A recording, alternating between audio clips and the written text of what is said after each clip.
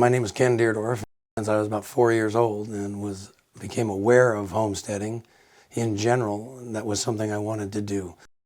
The rest is a saga, I guess, of injuries and heartbreaks and triumphs.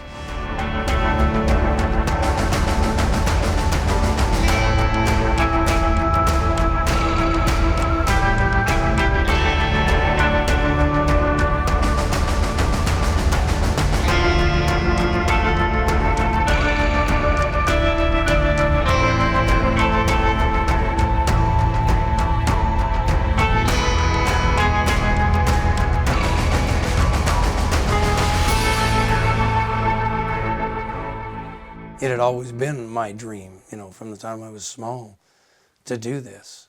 And when I finally made the decision to actually do it, it was not a difficult decision to make.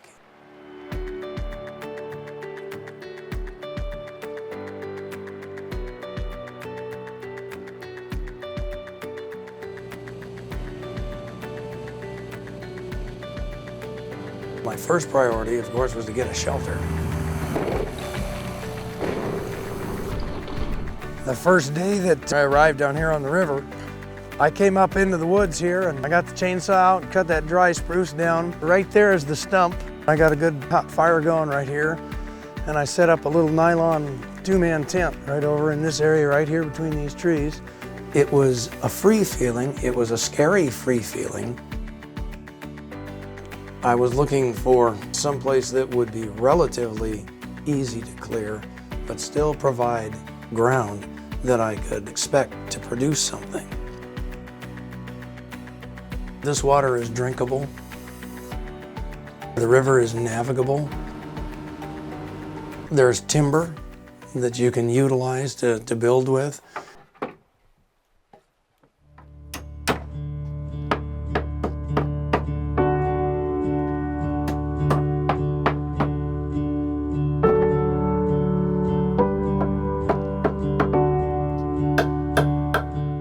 Well, I built it all by hand and, by just human muscles. I had a chainsaw, of course. Actually, we're walking through the garden right now. So this was the area that we first started, and we usually used it to supply ourselves with, fresh vegetables during the summertime.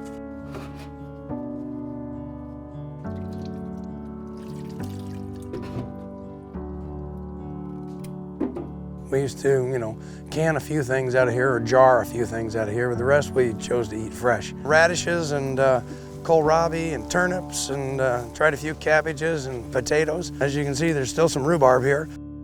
This is our old steam bath here. Get the stove hot and the rocks hot and just throw water on there and drive the humidity up until you were perspiring tremendously. And it was a great way to get clean and real relaxing thing to do in the evening.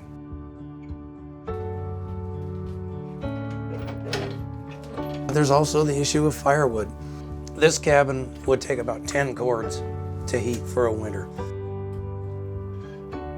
A boat, that's the way I was doing it, was with a boat. I'd get into a log jam and cut a lot of driftwood, stack it in the boat, and bring it back home.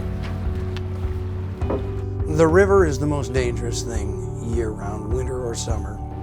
More people drown out here than die from any other type of occurrence.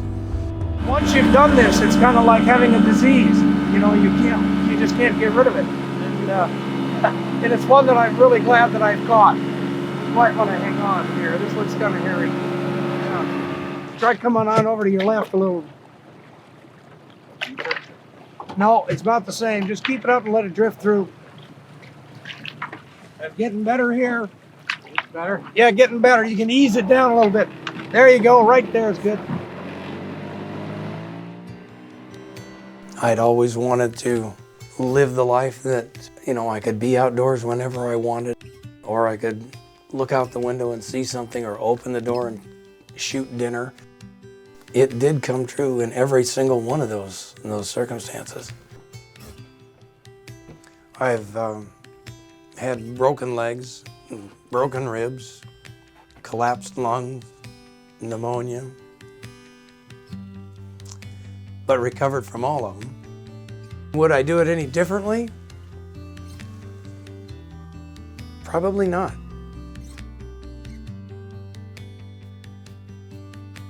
I think having done what I've done here gives me a greater appreciation of what has been done in the past to build the country that we have.